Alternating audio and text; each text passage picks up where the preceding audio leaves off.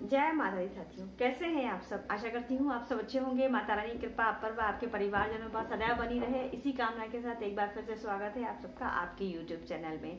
तो साथियों, आज की वीडियो में मैं आपके साथ में शेयर कर रही हूँ सिंदूर से संबंधित कुछ नियम, जैसे कि सिंदूर हमको कब खरीदना चाहिए, किस तरीके से खरीदना चाहिए, सिंदूर हमको लगाते समय किन बातों का ध्यान रखना चाहिए, रजो धर्म के टाइम पर हम सिंदूर लगा सकते हैं या नहीं लगा सकते हैं, सिंदूर पीला ज़्यादा शुभ होता है या लाल लगाना ज़्यादा अच्छा होता है, या सिंदूर में से हमको सिंदूर कब लगाना चाहिए, सिंदूरा किस तरीके से उपयोग करना चाहिए, ये सारी बातें मैं आज की वीडियो में आपके साथ में शेयर कर रही हूँ। तो बने रहिएगा अंत तक वीडियो में मेरे साथ, तो पूरी जानकारी आपको सिंदूर से संबंधित मिल जाएगी।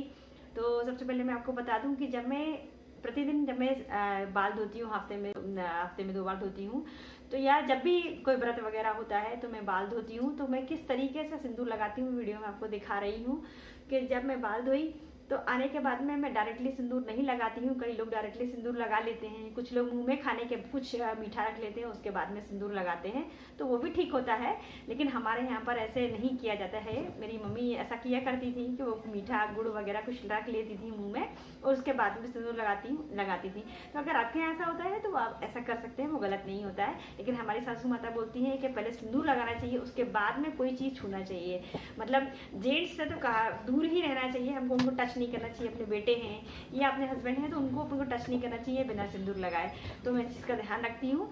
तो बस जैसे ही बाथरूम से आती हूँ, आपको देख पा रहे होंगे वीडियो में आप, तो बस अपना जो बाल ठीक कर लेती हूँ और मांग अच्छी तरह से निकाल लेती हूँ। कितनी भी जल्दी में होती हूँ लेकिन मांग अच्छे से निकाल लेती हूँ और उसके बाद में मैं पीला वाला सिंदूर लगाया करती हूँ। उंगली से ही लगाती हूँ मैं सिंदूर। लोग स्टिक वगैरह से भी लगा लेते हैं, वो जो आती है उसमें रखी हुई आती है सिंदूर की डिब्बी में, वो भी ठीक होता है। लेकिन उसके बाद अगर आप स्टिक से लगा रहे हैं तो भी आपको 3 बार सिंदूर इस तरीके से, ये बता देती हूँ मैं आपको। ये मैं ऐसी डिब्बी में सिंदूर रखती हूँ मैं, ये देखिए पीला सिंदूर में लगाती हूँ, ये देखिए।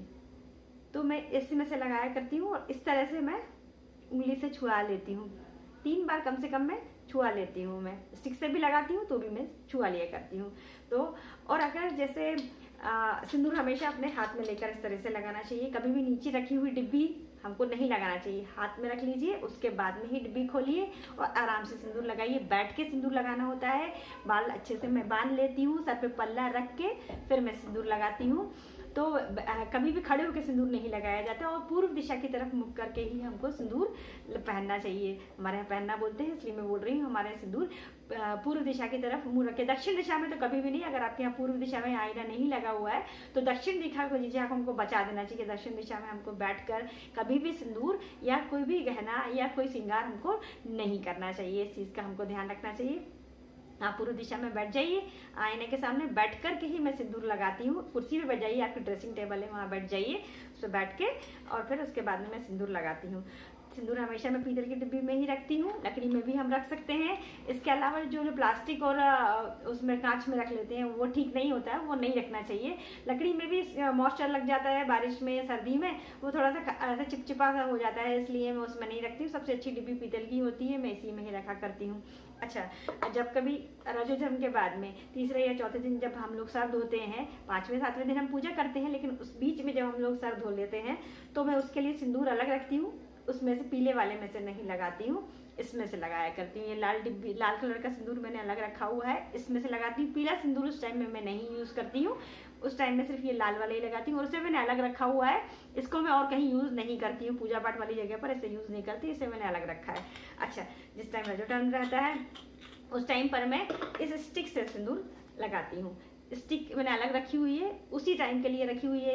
वैसे लोग बोलते हैं उस टाइम में सिंदूर नहीं लगाना चाहिए, लेकिन अच्छा नहीं लगता है खाली माथा, घर में भी रहे या मुझे तो बाहर जाना रहता है, ऑफिस जाना होता है, तो फिर मैं स्टिक्स का यूज़ करती हूँ। वो मैं गलत नहीं समझती, क्योंकि खाली माथा रख कर या खाली मांग अच्छी नहीं लगती है, तो मैं उस तरीके से नहीं जाती हूँ घर से बाहर।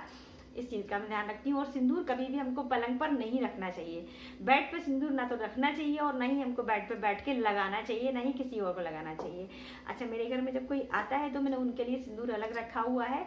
मैं अपने सिंदूर में से कभी भी किसी को नहीं देती हूँ। उसमें से सिंदूर अपन को, हमारा सिंदूर या बिंदी कभी भी के साथ में शेयर नहीं करना चाहिए।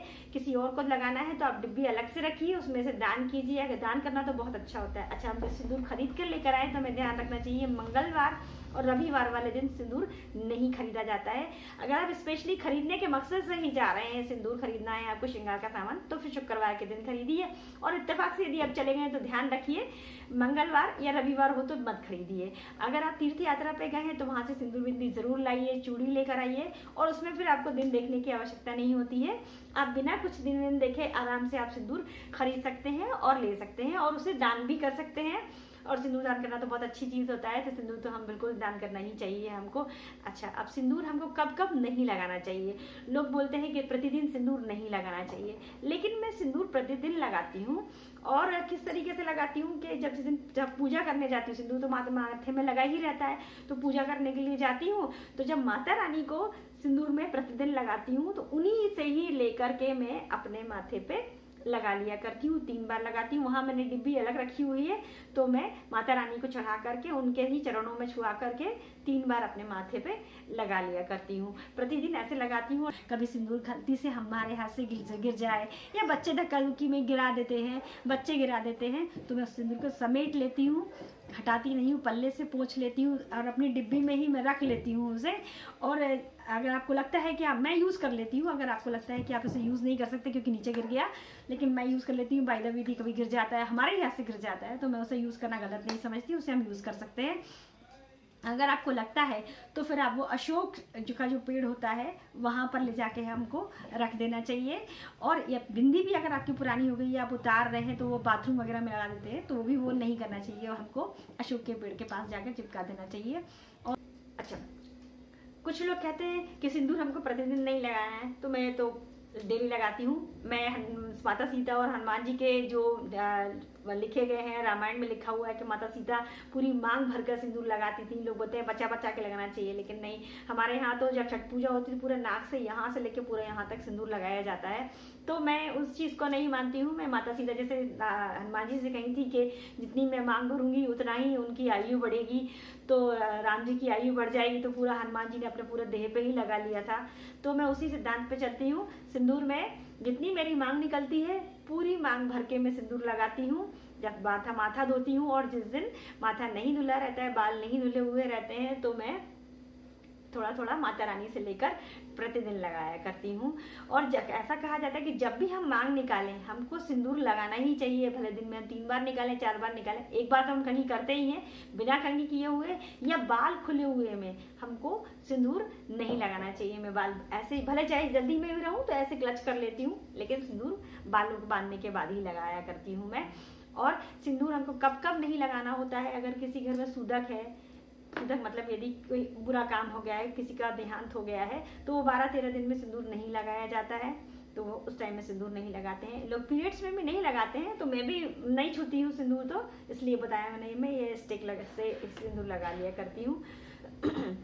जब अपने यहाँ किसी के बच्चे वगैरह होते हैं तो वो 5-6 दिन में भी सिंदूर नहीं लगाया जाता। जब तक हमारे यहाँ छठिहार नहीं होती है तब तक नहीं लगता है सिंदूर। उसके बाद में फिर सिंदूर लगाने लगते हैं, 12 दिन के बाद किसी के यहाँ लगाते हैं। तो हमारे यहाँ छठी वाले दिन सिंदूर लगा दिया जाता है, तो हम लोग लगा लेते हैं।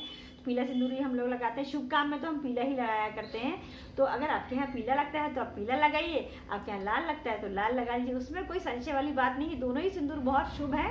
आप जो भी लगाना चाहे मन से, एकदम डर से नहीं, भय से नहीं, हमको भर के मांग भर के सिंदूर लगाना चाहिए। हमारा गर्व है, अच्छा लगता है सिंदूर लगाना। अच्छा, बता देती हूँ कि सिंदूरा हमको, देखिए मेरा सिंदूरा आपको दिखा देती हूँ।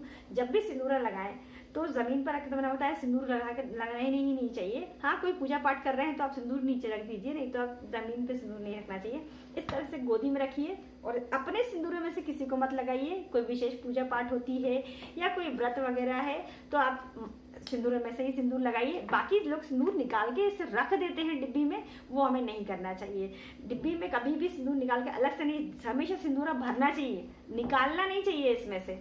और इसमें सिंदूर आप लगा रहे हैं तो जैसे बताया मैंने आपको, इस तरीके से डब्बी ढक्कन अलग कभी भी नहीं करना चाहिए। इस तरीके से लगाएं, निकाल के इसमें से 3 बार, 5 बार, 7 बार, जितनी बार भी आपको लगाना है। कोई विशेष व्रत उपवास बताया मैंने, मैं तो मेरी एनिवर्सरी के दिन लगाती हूँ। और अपने सिंदूर को कभी भी किसी जेंट्स को नहीं छूने देना चाहिए। कोई भी जेंट्स इसको सिंदूर को हमारे हाथ नहीं लगा सकता है। और अपना सिंदूर भी वैसे भी किसी के संग में शेयर नहीं करना चाहिए। पूजा पाठ में ज़रूर इसमें से सिंदूर ज़रूर लगाइए आप। तो बस यही था मेरा आज का वीडियो। आशा करती हूँ आपको सिंदूर से संबंधित जो भी मैंने जानकारी दी है वो लाभदायक लगी होगी, उससे आपको लाभ मिलेगा और उपयोगी लगी होगी आपको सारी जानकारियाँ। तो बस अगर अच्छी लगी है वीडियो तो वीडियो को लाइक कीजिएगा और चैनल को सब्सक्राइब कीजिएगा। मिलते हैं फिर किसी अच्छी सी वीडियो के साथ, तब तक के लिए अपना और अपना ख्याल रखिए। जय माता दी।